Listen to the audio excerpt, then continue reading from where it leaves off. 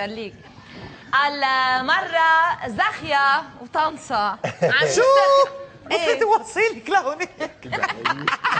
معنا من هونيك.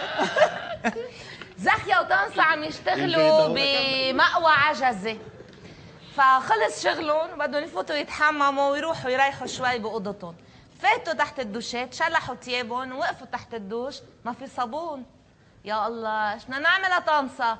قال له كزاخيا انت سنولك شي روحان صابون من عندك من الاوضه. قال له يلا 5 دقايق بنط وبرجع.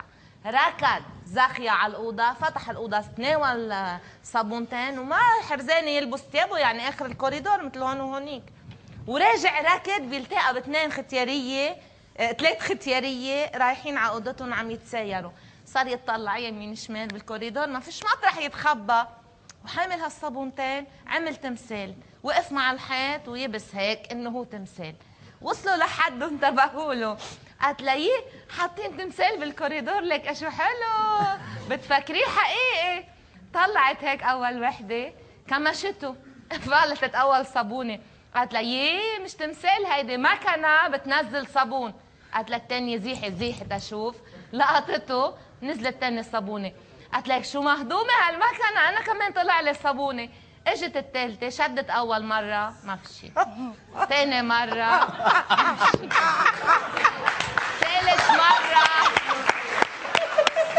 ما في شيء، خامس مره قالت لهم يي شو سلبي بتعطي كمان جلدوش.